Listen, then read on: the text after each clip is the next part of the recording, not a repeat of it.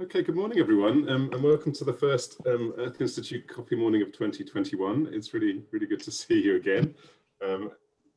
We're really happy this morning that Oliver Kinnane and Ellen Rowley have teamed up to give us a talk, whose title you can see there before you, Don't Demolish Dublin, the Architecture of Ultimology.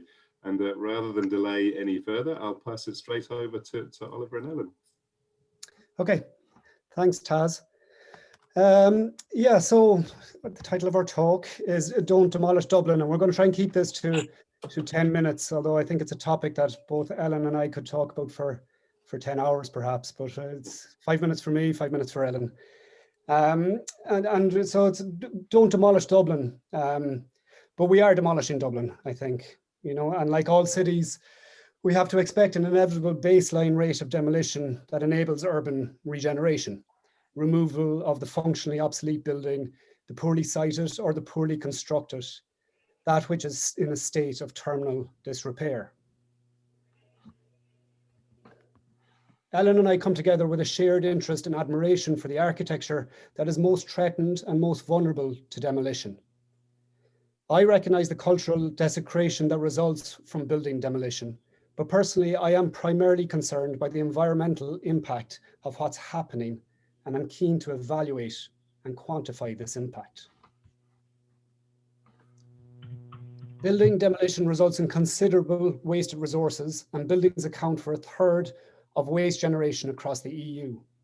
In Ireland, we recycle very little of the construction waste due to demolition. So materials that are quarried from the earth and embody considerable energy in their processing are commonly just landfilled in Ireland. Now, we present this research project in its very early stages, primarily, I think, to invite collaboration from the wider Earth Institute community, because there are much wider social, economic, and certainly environmental questions underlying this research. Everything from the transfer of public housing to private business, challenges of conservation economics, sociocultural obsolescence, carbon taxation, future policy. These are all concepts that we would like to invite people with expertise in those areas to advise on this project. Primarily, I'm focused on the environmental impact of the raise and rebuild cycle and the cost of building replacement. Each demolition project results in replacement with a building of many multiples the floor area of the original. Few of these buildings are designed to net zero carbon standards, and themselves are likely to be viewed as environmentally substandard in years to come. Example, the AIB Bank Centre, completed in the late 70s, opened in 1980 by Charles Haughey, 4 blocks of which were demolished less than 40 years after being built. The floor area increased from 10,000 meters squared to 33,000 meters squared. Now, last year I presented on the carbon cost of construction, generally presentation on my research more widely, but also I presented on my concerns about the future trajectories for construction. Today, globally, we have 230 billion meters squared of floor area, and we're expected to double that by 2060 to add a whole nother 230 billion meters squared of floor area. And each meter squared of floor area results in an average value of about 500 kilograms of CO2 equivalent. Now, these values are rarely documented, for projects, and they vary widely across different construction types and location. But 500 kilograms of CO2 for every built meter squared of floor area is the commonly taken value. And if we consider that with regard to the expected 230 billion meters squared of built floor area that we'll add, we'll end up releasing over 100 gigatons of carbon dioxide into the atmosphere. And that's before the buildings are even occupied or the infrastructure has been developed around the buildings, which itself results in considerable carbon impact. But the climate models that evaluate the carbon budgets that are remaining to avoid thresholds of global warming have concluded that there is about 500 trillion gigatons of CO2 available for a 50% chance of avoiding a 1.5 degree increase in global temperatures. So the additional construction that we will add will be at least a fifth of that overall budget, and much more when we consider the operation and the related infrastructure that needs to go around these buildings. But what is most alarming with the current raise and rebuild cycle is the shortening wavelength, or the increasing frequency with which this is happening. Particularly, of course, as we are aiming to reduce our carbon emissions across all sectors of society. Example, the buildings on the corner of Molesworth Street and Dawson Street in Dublin. Red brick period housing from the late 1800s, torn down in 1970, replaced with the red brick passport office, itself demolished in 2016, replaced with another red brick, this time embedded in precast, itself likely to be demolished in the future because it's not a net zero carbon building. Or probably more infamously, the row of Georgian houses on Fitzwilliam Street, demolished in the 60s, replaced with a precast clad ESB headquarters that lasted until 2018, now replaced with a faux Georgian complex of over 45,000 meters squared of floor area. So what's the carbon cost of this kind of cycle? Well, one gap certainly in our understanding of the life cycle of buildings is and more so maybe the life cycle of sites that host reiterations of buildings, is the sunk carbon embodied in these buildings. We are increasingly quantifying the carbon embodied in new construction, but we know very little about the carbon embodied in buildings in situ. So I'm currently focused on evaluating the sunk carbon in these, particularly these two mid-century office blocks. And that's one typology of buildings that Ellen and I are looking at, as Ellen will introduce. Take Liberty Hall as an example of such a site. I mean, until before 1820, the site was unoccupied. Then we get the cut stone Northumberland Hotel, built in 1820. That survived through bombing in the 20s, all the way up to 1960 when it was demolished, or in the 50s, and replaced by the Liberty Hall as we currently know it. A building of considerable embodied carbon. A building that operates with a very inefficient operational energy performance. That was planned to be demolished in the early noughties, and has managed to survive in no small part due to the efforts of my co-presenter. But it was planned that it would be demolished and replaced with a tower of almost twice its floor area and volume. And how long would that tower have lasted? And how long does this cycle continue? And how much energy and carbon do we expend in that? Quand est-ce que vous pourrez venir? Instead, what I'm proposing is that we break this cycle of raise and rebuild. We save these buildings, we energy retrofit them, we bring them to a net zero energy performance, and we bring them back to their original majesty so that they have a place in our urban fabric. So what we're doing as a research group is we've gone to the archives, we've taken the old drawings, we've looked at the original construction, we're quantifying the amount of energy that's embodied within the structure of the buildings, within the facade of the buildings, to try and fill that gap, as I say, that's missing. And we're trying to correct that for the carbon intensity, given the energy profile back in the time when these buildings were constructed. And this project is ongoing with a researcher who I work closely with, Richard O'Hegarty, also a member of the Earth Institute, as far as I know. And Richard and I are trying to quantify through quite a bean counting exercise the amount of carbon that's embodied in Liberty Hall currently, and also in the Board Fáilte building. And ironically, the last time we really sat down and looked at this in much detail was at a bar counter of a bar that has since been closed for demolition. And with that, I'll hand over to Ellen, who will take it up from here.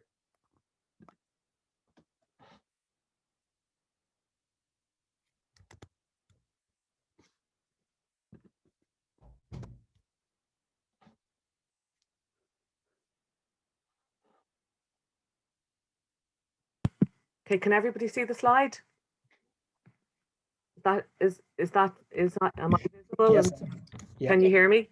Okay, Yes. thanks. So I have a problem with my audio, everyone, so apologies if that happens. Okay, so technologically, due to its foundations and its structure, Liberty Hall remains exemplary in its sturdiness and steadfastness as a soaring square building. As we stated in our campaign to save the building in 2009, more than any other building of the modern era, Liberty Hall has embedded itself in the collective consciousness of Dublin. But it's not fit for purpose, either thermally or in terms of available and serviceable floor space. While the soaring tower spoke to the spirit of its age, that is the late 1950s, what it replaced, a neo-Renaissance two-story palazzo of sorts, is still remembered. Buildings from this mid-20th century period, rightly or wrongly, have been associated with the cultural violence and desecration of urban rationalization and mediocre modernism. They are not old enough, and yet, as the interior trunking of Liberty Hall shows, they are mostly too old to be functional workplaces in the 21st century. This is the architecture of ultimology. Ultimology is about endings, about the inevitability of endings, all right, but more compellingly about our anxiety around endings. Falling into the gap between age and worth, here is a generation of buildings with imposed endings. And our research is motivated by the stark fact that there are only 30-something 20th century structures on Dublin City Council's record of protected structures. And bear in mind that there are over 1,000 buildings on that record. Remember too, the last line of the planning report condemning Bord Fáilte, the tourist board headquarters, to its ultimate demise, its demolition in 2018, that the building had come to the end of its useful life. While lamentable culturally, defense of this generation of buildings has been increasingly difficult, with their inherent technical weaknesses, such as insufficient floor-to-ceiling heights, mean insulation, over-reliance on mechanical systems, and their mixed sensory or aesthetic appeal, never mind the most persuasive argument rooted in property economics. With these conditions stacked up, it becomes near impossible to fight for this architecture's retention. Questions of heritage value are immediately coloured by taste, appropriate usefulness, and above all, land value.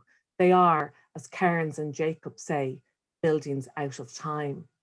Confronting this crisis, this out of time or obsolescence, our inquiry admits that neither the tools of architectural history nor the carbon counting of technical inquiry are enough on their own.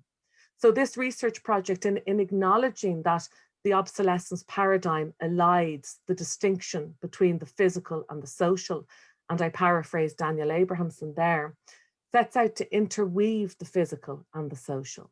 And through this interweaving, it proposes an extension of our disciplines and to extend also to creative practice and economic investigation, so as to maybe enable the formal and ecological potential of these buildings today. Identifying 3 obsolescent building types or 3 typologies most susceptible to demolition: the mid-century modernist office block, the mid-century oversized Catholic church, and the older than 40 years housing scheme. Our project sets out to study the conditions of 3 case studies: a demolished structure in the top right, Bord Fáilte HQ, a soon to be demolished structure in the bottom left, rather, upper left and bottom left, soon to be demolished structure, Finglas West Church of the Annunciation, and a structure, despite myriad failures, which is to be retained, Ballybock House, the upper right image. Each presents a complexity of issues around value and ecological futures. With the now demolished Bord Fáilte, we are counting the extent of material loss through analysis of original Bill of Quantities documents.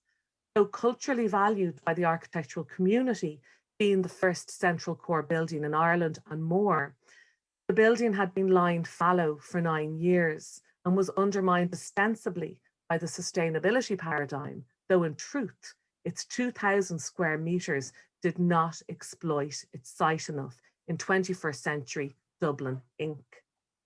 With the oversized Catholic Church, its demolition comes as much from socio-cultural obsolescence as from material failure or ultimology. Though the building assessment concentrated on concrete spalling and other physical defects, this decision to erase and replace signals the start of a more difficult deconsecration program that can only be ecologically reckless. And we're just at the beginning of this, we hazard. But retaining these buildings is not simple either. A pilot scheme to tackle all such 1930s and 1940s housing blocks in Dublin City is starting out here in Ballybock. Though the flat block and its social ghettoisation has undervalued the site, these buildings are susceptible to land value in terms of density. Inevitably, these housing blocks and their caretakers are continuously challenged by rising standards of living. And so my last slide, or our last slide, clearly our project, as it proposes to grapple with architectural endings mathematically, philosophically, socially, coincides with what we loosely call the ecological turn in architectural history, where one should always be reading the history of architecture as a history of matter, of stone quarried and aggregate made, of ore mined and formed, of trees cut down and pinned together, of earth dug up and moved by wheelbarrow. Thank you. That's great. Thanks very much indeed, Oliver and Ellen. Superb. Yeah, really interesting perspective. Will I stop share, Taz? Will I stop share? By all means, yeah, that might be easier for some people from the screen point of view. Does anybody have any questions? I had one actually, Oliver. You used the phrase energy retrofit, and I just wondered if you want to elaborate a little bit on what can be done and how effective it can be in terms of repurposing and bringing up to sort of modern energy expectations, I guess, for the operation of the building. Yeah. I mean, in the context of, say, somewhere like Liberty Hall, it's actually quite a simple process. The Liberty Hall, we actually use it as a case study within my third year architectural technology class, because it's quite simply, cast concrete with a concrete upstand and failing windows. So, I mean, absolutely, there will be some replacement of facade elements such as the windows. And some insulation of concrete upstands and downstands to ensure that we can create a thermal resistant barrier. But you could actually retain the aesthetic of the building and increase the energy efficiency of it quite considerably, while retaining the architectural aesthetic of the building. I guess where it runs into problems and Ellen might be able to talk about these in more detail than I, but things like the floor to ceiling height is often held up as a problem for buildings of that era, in that there's a lack of space for raised floors or drop down ceilings, although that's increasingly, as we move to more wireless systems, less of an issue. But Liberty Hall, I think its major limitations, the fact that it has a single staircase. And I think as well, Liberty Hall, to come in there, is that it's precisely its central core. And indeed, with Bord Fáilte, they're too big. The central core of Liberty Halls for wind bracing. I think, Oliver, isn't that right? It's actually huge, and you have a really small amount of serviceable office space running around the perimeter. So, from a property economics perspective, and I see Lisa Ryan here, I think, from engineering, whose expertise we really need, but from a property, it's that collision of land value and making a tower that soars to a certain height but doesn't exploit its site really at all. It's a very beautiful geometric thing, but it's only taking up its site over kind of 3 stories at the ground, with the theatre. But there have been many cases, say, in Germany, in Europe centrally, where there would have been a lot of construction of office buildings around this time period, that have been retrofit very successfully. while maintaining the the architectural aesthetic of the building. Absolutely. Does anyone else want to comment on that? I don't know if, Lisa, if you have a perspective that you want to share. Tressa. Oh yeah, thanks for that. I really enjoyed that. It's really generative. I'm thinking about this through a similar but different angle and looking at world cultural responses to sites of dismantling and disassembly in relation to like very large objects like ships and kind of e-waste and stuff in the global south. And actually some of the terms and paradigms come from architecture and come from kind of urban studies, especially around the urban mind, right? So this kind of nearly techno-utopian kind of circular design discourse we see, where the refrain is, well, cities are the urban minds of tomorrow. We just need to build with circular design kind of frameworks in mind. And actually, the kind of tension there is that it is about building new buildings, right? We'll just build better, and then we're going to mine those materials and build better again into the future. So it's less about like what you guys are saying, which is around retrofitting and doing the best we can do with the architectural kind of legacy that we've inherited. And I find that kind of troubling. I'd love to hear what you think about that. And actually what you've been saying too, I was listening to a podcast last week about the Poolbeg Towers, and it's a perfect example of this recent redundancy, this obsolescence that creeps in very quickly in relation to these utopian kind of projects that promise so much in terms of modernist aesthetics design, or even in this case, a coal infrastructure that was finished in the late 60s, early 70s, and almost immediately, like within kind of a decade or two, was obsolete. So I think in terms of Dublin City, that rapid kind of emergence of modernist aesthetics designs and its obsolescence, that time frame is so compressed. It's a really, I think, interesting and necessary project for the city. There's so much in what you say, Trassa. Like in terms of the chimneys, as soon as they stopped burning, they began to spall. So they began to disintegrate physically, and they had to make these chimney caps, obviously, because of the cool air. Yeah, like I think the point to remember as well is that the fact that these buildings that we're talking about and the infrastructure of the chimneys that you're talking about there, that they were built themselves with this, they're underpinned by a technocracy, which is about experimental materials, glazing systems that have never been before used, and so on and so forth. So they are underpinned by this experimentalism, which probably has a built-in obsolescence also. So it becomes even more complicated and problematic to justify their retention. And so what's really interesting is that the City Council is taking this turn towards retaining those housing blocks from the 1930s and 40s, really because history has said that Herbert Sims and his team were doing really good work with slum clearance, and that these things really add to the streetscape. But beyond streetscape, which is almost like theatre sets, really, beyond streetscapes, they do not enable a great life for those who live in there, because they're really damp and they're really small.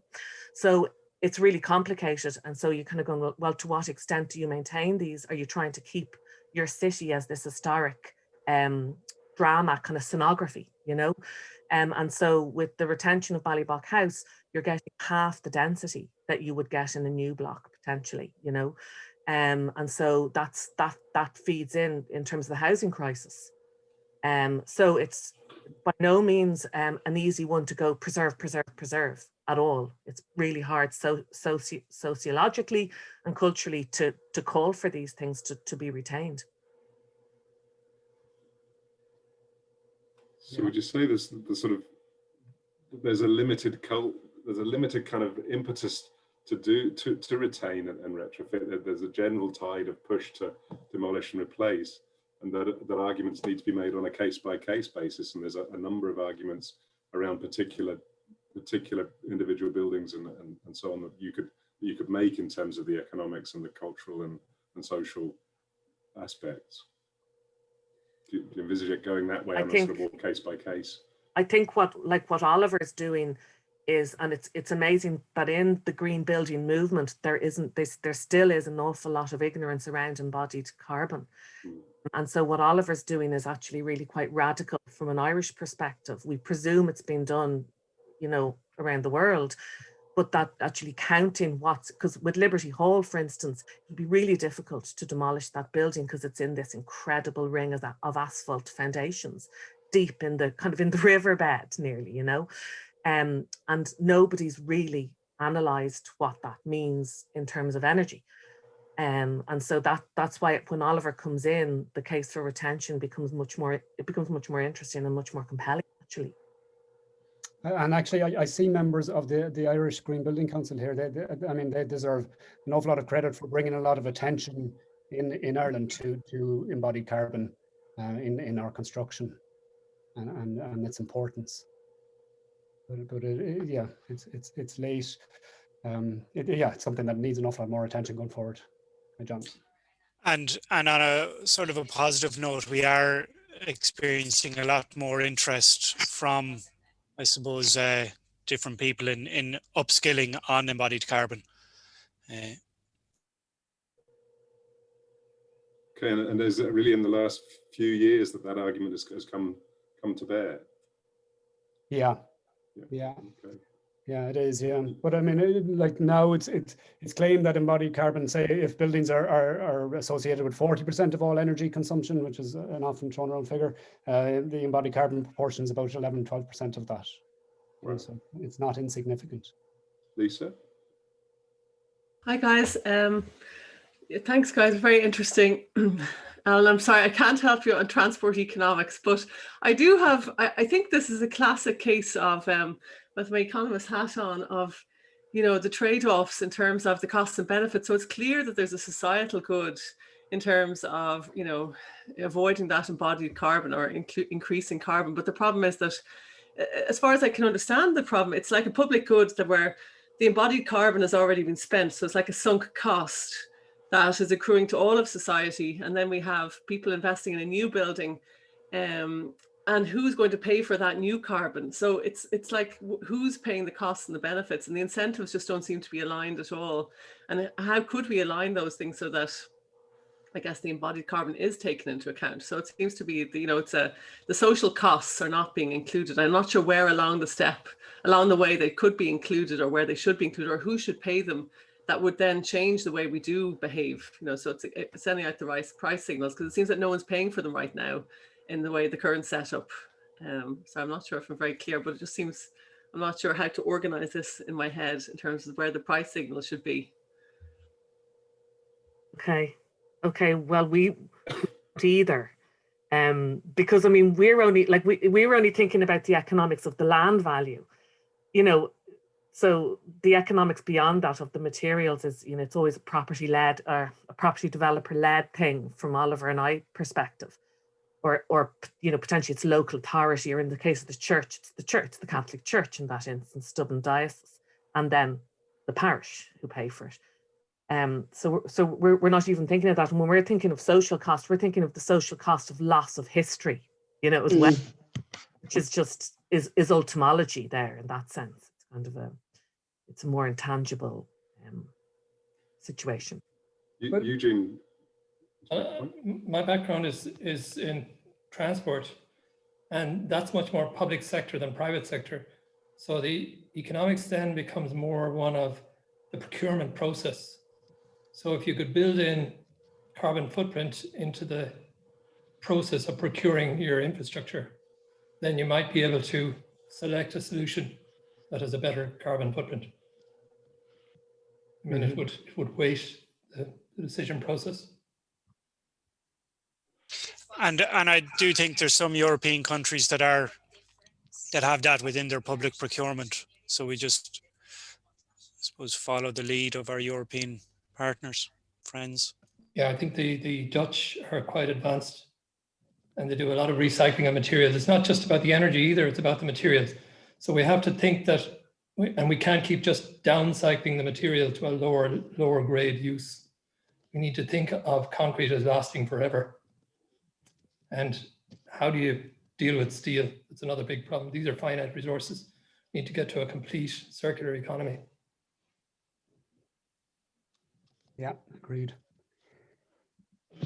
Does anyone else want to raise any last points? We're just about out of time. No, I think that was a good note to.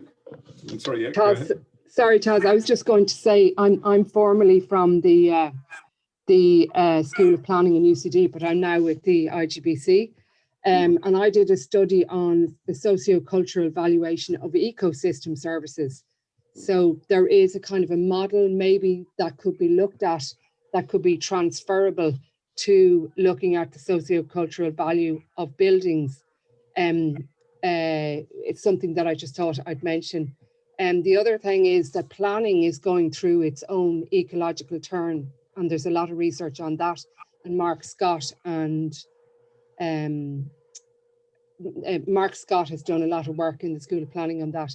And the other thing is you probably are familiar with one-click LCA, life cycle analysis. The IGBC are doing training on that, but within the looking at the kind of bill of quantities, and you can do a number crunching. There is a tool where you can do I don't know if they're proxy values or if they're actually real values, but you can get a numerical value for CO2 within the embodied carbon of your choice of materials for new build, and perhaps there's a way to reverse that back for existing buildings. But this is a huge gap in research, I believe. I'd be very interested to know what research you've already established in the area of looking at embodied carbon and the various components within maybe a decision tree around how the choice for future materials. If you have any research on that, I'd be very interested in tracking it. Or if I find anything myself, I might share it with you if you're interested in it. But anyway, they were just a couple of things I'd like to say. If you want to come back on any of those points, you can contact me at IGBC. Thanks. Yeah. Sorry, what was your name? It doesn't show up on your screen. Oh, sorry, Deirdre Joyce is my name. Thanks very much. Yeah, and that ecosystem services perspective is an interesting one. That's an area that I work in, and I've been thinking also in terms of the natural capital accounting kind of framework that is developing and spreading quite rapidly as another sort of template to think about in this kind of context. And Natural Capital Ireland is a definitely organization that promotes that kind of thought process as well. I was on the Operas project, Taz. You might be familiar with that. Okay. I worked on that for 5 years. So there you go. Oh yeah. Thanks. Thanks, Deirdre. Yeah, I might follow up with you, Deirdre. I mean, separately, we're doing a lot of research into low embodied energy materials, things like different kind of concrete designs with high levels of cement replacement and much less quantity of material, bio-based materials, things like that. So they're all separate projects that kind of speak to the same objective, I guess. So I might follow up with you on those. Great. Right. There's a specific technical expert within the IGBC, Stephen Barrett. But if you want to come to me, I can kind of direct you anyway. Yeah. That's no problem. Thank you. Great. So this is the Earth Institute in action, putting people in touch with each other for exchanges of ideas and developing new collaborations. So it's really great to see in our first coffee morning of 2021. And thanks very much indeed for everyone for getting involved. And it was a really interesting discussion on the foot of a really interesting talk. So thanks very much and see you next week. Okay. Thanks a million. Thank you.